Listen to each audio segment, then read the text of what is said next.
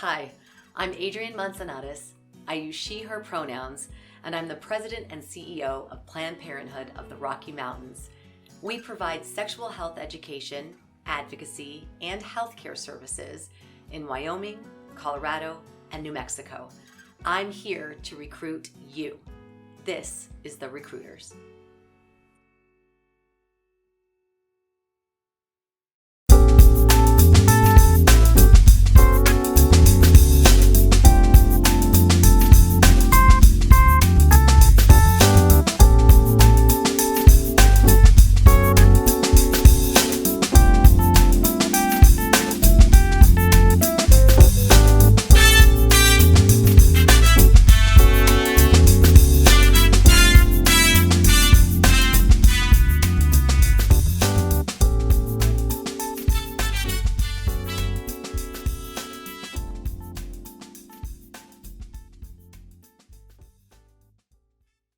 Hi, welcome to The Recruiters.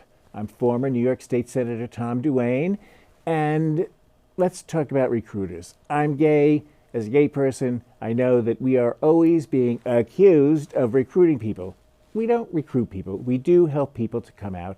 I don't know anyone who has ever come out of the closet who was sorry they did, so there is that kind of recruiting. However, I'm talking about a different recruitment here. I'm recruiting you to join our defense of democracy. We have a democracy defense initiative, a force to fight fascism and all its guises.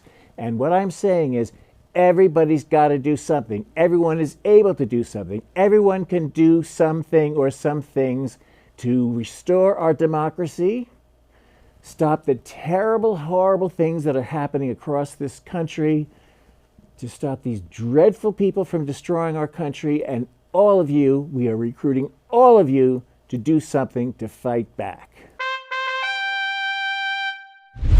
Oh, hi, I'm Charles Sanchez, and it's time to rally. Excuse me, but you caught me reading Valley of the Dolls, an American classic. Have you ever read this book? Now, the movie is its own dishy deliciousness, but the book, it's got sex, it's got drugs, it's got showbiz. But this book, as sensational as it is not on any list of banned books in America. I guess it's not as dirty as I Know Why the Caged Bird Sings, or as drug-fueled as To Kill a Mockingbird. Book banning. You know, if you erase the meaning from the words, the phrase is almost playful. Sexy, almost. Alas, book burning is not sexy. But maggots, evangelical Christians, and Trump rump kissers love banning books. You know, book banning is almost as old as writing itself. In ancient Rome, Caligula banned books. In Nazi Germany, Hitler banned books. Evangelical Christian MAGA supporters are falling right in line with Caligula and Hitler, wanting to ban books that tell uncomfortable truths or that show LGBTQ characters in a positive light. The devout faithful are so afraid that a book will turn their little darling gay that it seems to me either their faith is weak or their God is. What they don't understand is that for, let's say, a chubby little gay kid growing up in Phoenix, a bookstore or library may be the only place he can find information about queer people, find out that he's not sick or alone, and maybe find a story or two where he can see himself mirrored in a character. Books can be a hopeful, bright light in a lonely world. Here are some things you could do to combat book banning. Buy books from your private bookstores or booksellers. Barnes & Noble and Amazon don't need your money to survive, but Ma and Pa bookseller do. And giving a gift of a book tells the receiver that you think they're smart. Go to the public library, get a library card, and use it. The library isn't just for checking out books. There are recordings, videos, tons of other publications to take advantage of.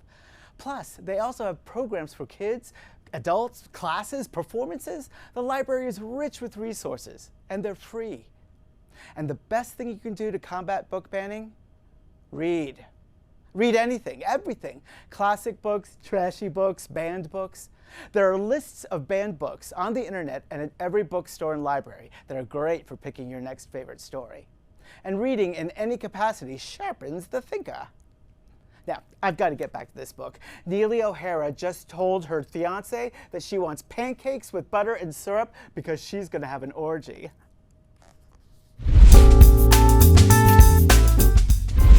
Hi, everybody. Marti Cummings, that would be you, is a dynamic New York City drag artist.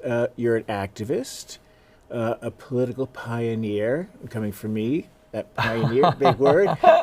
You've headlined venues from Joe's Pub, Five Below. 54 Below. I thought it was 54 Yeah. Below. I never heard of Five Below. 54 Below. And Lincoln Center, not the Coke.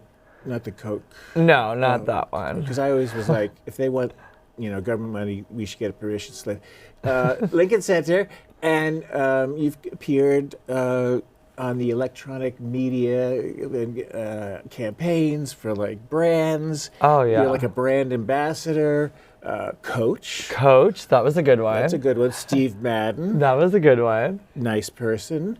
McDonald's. That was an interesting one. But the heiress gives a lot of money away. Yeah. She might save NPR. Well, I hope so. So, you hosted the Marti Report on Logo. You started Shade, the Queens of New York City, and released music including the holiday album, A Very Marti Holiday. And in 2021, you made history. You were the first openly non-binary candidate to run for the New York City Council. And since then, or maybe then, because you're doing everything all the time, you served on the New York City Nightlife Advisory Board. You've served on Community Board 9, which is in Uptown, mostly Harlem, right? Mm-hmm. And you're on the board of directors at the Ali Forney Center. Love Ali Forney. And the national co-chair, Drag Out the Vote. And really you just amplify queer voices. Queer voices. Everywhere you go, on stage, on TV, on public access. I gotta condense that radio. bio. No. Clip some things out. Because if you run for office again, you need to have a involvement in a lot of things. If. Did you have fun running for office? I did. Good. So, city council races in New York. And it was a complicated district also. It's a complicated district, but city council races in New York, there's 51 seats, but they don't get national press. At the beginning, all of the headlines were, drag queen, Marti Cummings running, drag queen, running. When I started doing interviews, gig worker is running for office because freelance entertainer. Yes, because so many different industries are gig economy, and not organized. No benefits. There's no union for the nightlife workers. Many of the venues don't abide by the laws that are in place to protect 1099 employees. And so I wanted to make sure that the media was covering that we are very keen on funding libraries and public bathrooms because that is a health issue. Oh, yes. And I'm happy the bathroom bill just passed in city council, but people were like, some friends of mine were like, you're running on bathrooms? And I was like, yes, this is a health issue. There's 1,400 public bathrooms in the largest city in the country. That is unacceptable. But there was a lot of issues, and it is a complicated district. But I had fun, and I had stress, but I had fun. We didn't win the election, which is okay. There are a lot of wins within the election, but I was really proud that our campaign had more individual donors than any other in the race, more individual donors from the district, more money raised, more elected official endorsements than any other campaign. I think, obviously I would have liked to have won. Even if you lose, you win because the notice it gets, the education that's provided, and look, we moves ran on things along. Yeah, we ran on this bathroom issue, a bathroom bill that was very similar to the one that we released. We're pushing, yes. Just passed. That's a win. Only 2 genders, says our federal government suddenly. Oh. And bathrooms. I mean, I think everyone should have their own stall, no matter what, right? Because privacy is a nice thing to have. It's nice. That was why New York State originally didn't have an ERA. It was all about bathrooms. It's always about bathrooms, bathrooms, bathrooms. Ridiculous. Ridiculous. I want to ask you a quick question about something. So, if you are mispronounced, which I occasionally do, maybe you occasionally do, but how do you educate? It depends on my mood. Is that a weird answer? No. You're a human being. It depends on my mood, right? If you're a cis white gay man, there are often cases where you can probably pass in society and whatever, you know. So I was like, I'm a lady, but you know, like there's some who like there's that privilege. So with that privilege, I'm the standard for that, by the way. Yeah. Yeah, just so you But know. Standard for passing. you do the fight, but you like No, you do the work. I like to gay it up too. I mean, you know, like You have to. I mean, I want people to know I'm gay. This is the thing. We have to come out every day. We have Yeah. to decide which is the moment every day where we want to come out. I mean, we're faced with that decision all the time. All the time. Right? Yeah. But I mean, I have a career where my whole career is about being queer. You know, so it's kind of hard to hide it. Like on the subway today, someone might not have known. I mean, you know, it's You know, just people, you know. that's so funny. I never thought about that for a long time until recently. I have thought a lot about like, oh, if I'm wearing a crop top walking on the street, what is that going to be like? Or if I'm on the subway in drag, like I used to do all the time, like what is that? Because people are much more emboldened to say something or attack you or whatever. So I had the privilege of not really thinking about that for a long time, and now that's something that I Yes. think about. Absolutely. So the course must have come sort of naturally and very informatively for you. You have a lot of ammunition in a good way to educate the queer community. Do you incorporate that into your performances? I mean, that's how I got into politics, was because of that. You know, I've worked with, so when did I moved to New York in 2005, and then in 2009, I got linked up with the LA Fournais Center, which you mentioned is a great resource for our unhoused queer youth. They do incredible work. They're the first organization of their kind to have an all-trans housing unit, which is amazing. Because we know a lot of queer people of any age really might not be safe in a traditional shelter. That coming out thing that you're talking about, yes. you know, it might not be the safest environment. So having these places is so crucial. So back when I was 2009, I was very, very young then, and I got linked up with the LA Fournais Center, and I started volunteering with them, and then eventually was appointed to their board, and then working with things like Hedrick Martin Institute and other organizations within that. So I tried to use my drag in a way to highlight issues I cared about. But then the recruiting and bringing people in and getting involved was more, it was after that like elevator moment, the gold elevator, awful racist speech that Trump made in 2015. And so I was doing a show, and I was talking about it on stage, and you know, as a comedian, making jokes Yes. about it to make light of it, but also like within the jokes talking about the severity of saying something like that on this huge platform. And so the owner of the venue, straight guy, nothing wrong with straight guys, but you know, he owned a queer venue, and he told me, you saying things like that is going to alienate straight clientele and makes me as a voter feel uncomfortable. And I said, okay, well, with all due respect, this is a queer space. So if a straight person's not comfortable, they can go next door to the Blarney Stone. And I mean, who was the audience? well, It was not a that, hostile you know. audience. You weren't being heckled, were you? No, people were like, yeah, get it, girl, you know. But then I said, okay, so you as a voter feeling offended. So if you support what this man said, and he becomes the eventual nominee, if that's what happens, because this was before all that.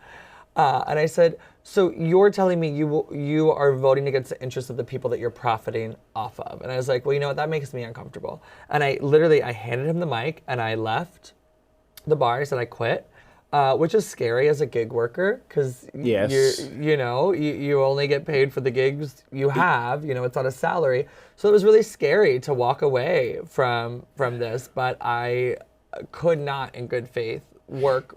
And for he someone, but- didn't get it.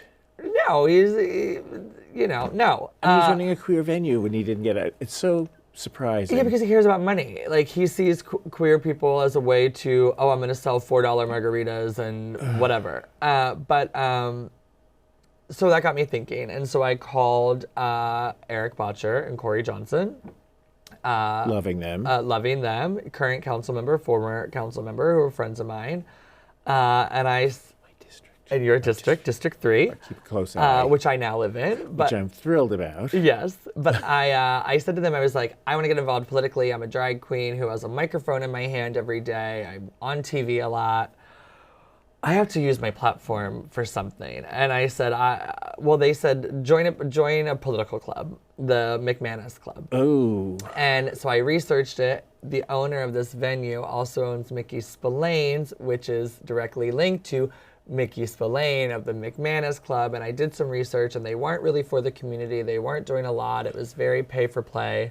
And yet Jimmy McManus, the longtime leader, was himself a homosexual. I don't remember seeing him at any rallies, but he was like, he had a longtime partner, and then he had someone else that he was seeing. It didn't work out, but he was very open about it. Not in the very beginning, because I first got to know him in 1982 because we shared an assembly district as district leaders together, and that was quite educational as a reformer, and he was a regular, and I learned a lot of things that people can do that.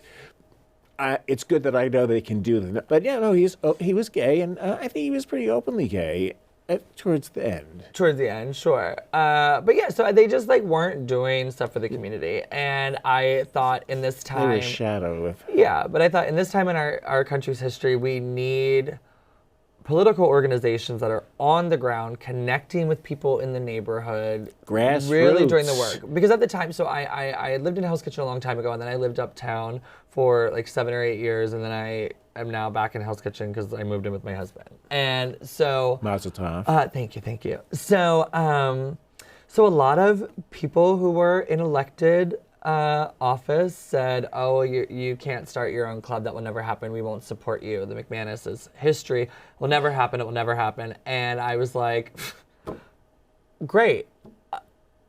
Good luck to you. And went and did it. And the McManus Club no longer exists. And the HK Dems is a very big, thriving club that all of the electeds love to say they support it from the beginning, but did not. But they are out there, at the food festivals, talking to people about politics, educating them on local politics and the importance of it, because, don't just vote in the presidential election. Don't just vote in the presidential. Right. I think. Well, do vote in it. But don't just vote in that. Right. I think local politics, city, which is why I ran for city council. I think it's really important. Everything from potholes to bike lanes to trash pickup. On the ground. Those are your daily things that are impacting you. And we also live in a city with a budget larger than most states' budgets. And there's a lot you can do with that. I didn't even get it up to you were Grand Marshal this year of the march. Pride Parade, yeah. Of which it had a more sort of fighting spirit title to it this year. So it was a good year to be in it, right? Yeah. Were you proud of yourself? Yeah. I have spoken out against the New York City Pride many times about the corporatization and policing and all these different things. But like I said earlier, I think it's important to call out people within your movement so they do better. The same way if I mess something up, call me out so I can learn and do better. Give me a chance. Yeah. Give me a chance to make it better. And so many people within that organization, in the Pride organization, this year said, thank you for calling us out. Thank you, because it moved things along. You with your big platform got a lot of conversation internally moving. Yes. And I love the queer liberation march, the Reclaim Pride march. I'm very involved with them as well. And there was somebody who wrote on my Instagram, I can't believe you're a part of Queer March and now you're the Grand Marshal of this. And the Queer March replied, and they were like, Marti is a friend of our organization, and we have to work together and build bridges from the inside, right? And I'm an avowed hypocrite. I march in the protest, and then I go and watch the march because my life has been Two truths can exist at the same time, right? Yes, and most of the people in the march aren't that even aware that there's a problem, and nor should they have to get involved in it. Yeah, but I told the people at Pride when I accepted. I'm not a shrinking violet, says Marti. Well, they ask you and you accept or decline. And I accepted, and I said, however, I'm going to use this platform to talk about issues that I have politically, or issues that I care about, issues within Pride that I think need to be fixed. And they were very supportive of that. They said, you are the Grand Marshal, we give you the space to do that, and we welcome you to do that. And I was really happy that they offered that. And it was, I've lived in New York for 20 years. I moved on June 23rd, 17 years old, so that's Pride Week. So my first Pride, moving from the farm, from Catholic school, was within like a week of moving to the city. And I was a kid, I was a teenager.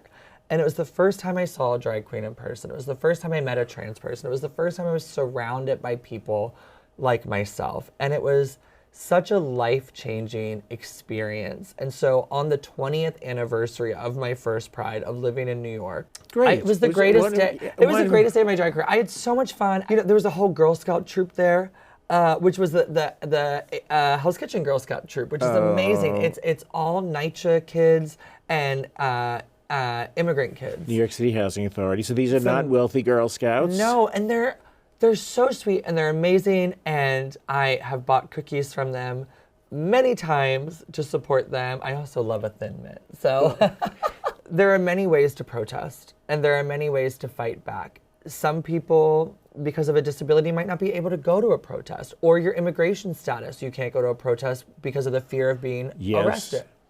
There are many ways. You can sign petitions, you can make phone calls, you can share a graphic online, and actually, you don't have to do as much as the rest of us have to do, because we have to do stuff because you are not being permitted to do it. You can do even something as simple. I did meal deliveries for God's Love We Deliver this morning. You can do something like that. That is a form of protest, because you're giving back to people who need support, who aren't going to be receiving the same benefits that they were provided before because of this administration. So deliver a meal, volunteer with an organization you believe in. That's a form of protest. I agree. Yeah. I agree. All right.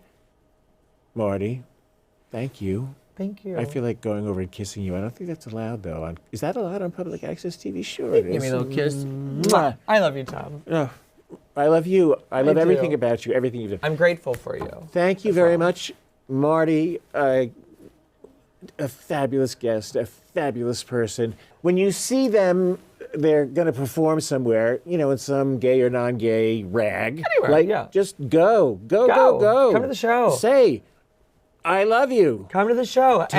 Say, I love you, Marti. And maybe you'll get to support a campaign in the future. And I think there'll be a little bit of politics in the act. Yes? Always. All right.